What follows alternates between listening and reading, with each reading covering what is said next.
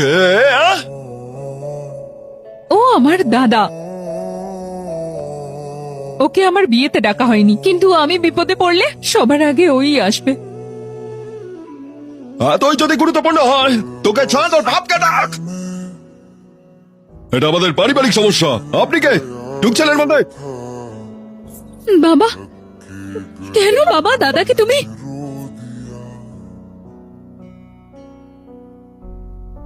সাধারণ মানুষের থেকে তাদের জমি কেড়ে নিয়ে আপনি যে সংস্থা খুলছেন তাতে কি উপকার হবে?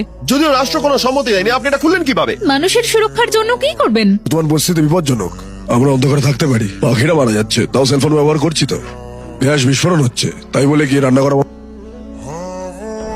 মমকায় জমিতে আমরা যদি কাজটা করি 500 কোটি টাকা। স্যার, জায়গাটা আপনাকে সরিয়ে নিতেই হবে। আপনি যদি চান আমি এটা করবো। শক্তি শুধু জমি নয়, শিবের ছায়া যেখানেই পড়বে সেই জায়গাটা তারই হয়ে যাবে।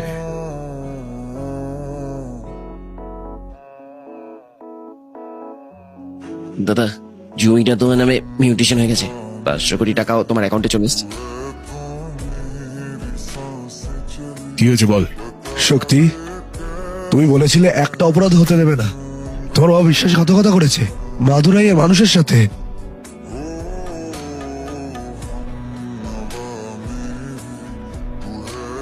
আপনি এত ভালো কাজ করেছেন স্যার, তবে আমরা আপনাকে ভুল বুঝেছি। গাড়িগুলো খুব দুর্বল হয়ে পড়েছিল।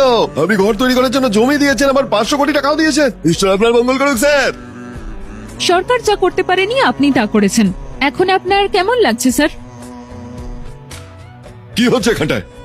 150 একর জমি আর 500 কোটি টাকা, নথিতে আপনার স্বাক্ষর আছে। কখন সই করেছি আমি?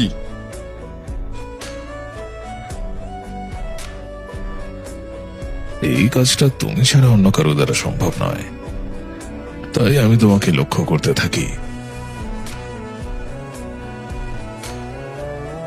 কি তুমি তোমার স্বাক্ষরটি ভুল করলেও আমি কারেক্ট করব। আপনি বলেছিলেন মাদুরাইতে আপনার মতো কেউ নেই। কি বলেছেন সেটা বলুন আবার। হ্যাঁ, না টাকার ব্যাপার না, আপনার প্রতি বিশ্বাস হারিয়েছি আমরা। এত গর্বিত হওয়া বন্ধ করুন।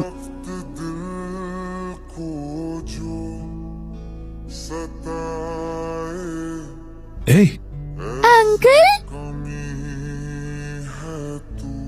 কেমন আছিস তুই? আমি ভালো আছি। এই মেয়েটা ও বেঁচে আছে।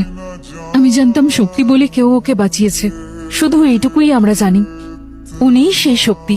ডক্টররাও খুব একটা আশা করেননি, শুধু শক্তি স্যার ছিলেন বলে